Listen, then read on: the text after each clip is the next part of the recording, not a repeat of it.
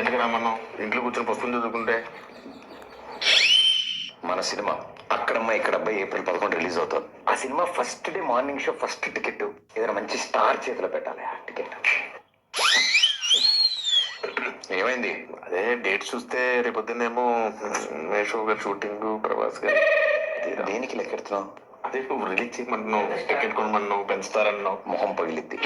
నేను చెప్తుంది global star Ram Charan ఆర్ పెద్ది ఆయన చేతిలోకి వెళ్ళాలి. ఫస్ట్ గారు యా ఎంత మీ ఇద్దరం క్లోజ్ అయితే మాత్రం నువ్వు ఒకసారి ఫోన్ చేస్తాం ఆయనకి. కానీ మనం ఇంకా ప్లాన్ చేసుకోవాలి కదా. సార్ యాక్చువల్లీ హాయ్ అక్కడమ్మా ఇక్కడ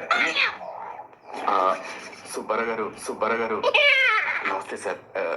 గుర్తుపడారా సార్? వచ్చిన పడింది సార్. Okay sir, okay. ఎవరి సుబ్బారావు? వాళ్ళ ఇంట్లో వంట ఉంటుందా? వాళ్ళ ఆయన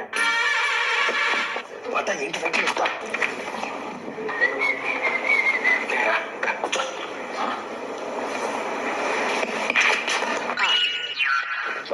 బాస్ పోస్టర్ అద్దరిపోయింది కదా. బాస్ ఇది పెట్టగానే సార్ పక్కన మగధరలో మన గెటప్ పెట్టండి చెప్పారు. వెంటనే చరణ్ సార్ అక్కడ పెట్టింది సార్.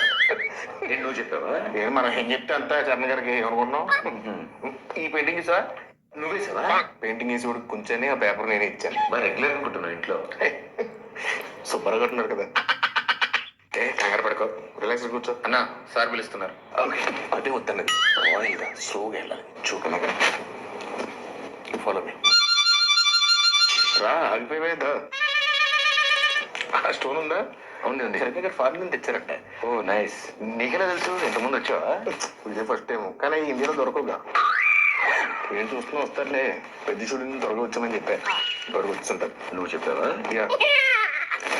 వచ్చినట్టు నువ్వు ఫస్ట్ టైం చూసినట్టు మీద పడిపోకు. టక్కన లేచిపోవడాలు అలాంటి చేయకు. నార్మల్గా బిహేవ్ చేయి, ఓకేనా? ఒకవేళ సార్ నేను గుర్తుపట్టకపోయినా నేను పరిచయం చేస్తాను. డోంట్ వరీ, ఓకేనా?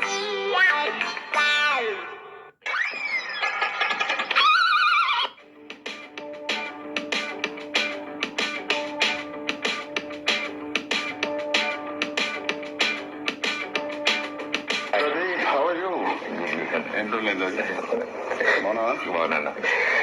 ఎవరి అబ్బాయి? ఇదనుక సార్ నన్ను గుర్తుపట్టలేదు సార్. మంచి షూటింగ్ లో ట్యాన్ అయిపోయినట్టున్నాను. ఇంకేంటి? అదే మా సినిమా అక్కడమ్మా ఇక్కడ అబ్బాయి. సార్ మీరు నన్ను గుర్తుపట్టేనట్టున్నారు. మా దగ్గర షూటింగ్ అప్పుడు గుర్రం ఫైట్ అప్పుడు పొట్టి వేషంలో వచ్చి పట్టు దిగాను కదా సార్. అదే రంగస్థలంలో నన్ను కొట్టాను కదా సార్. 3 days నొప్పి వచ్చింది నాకు.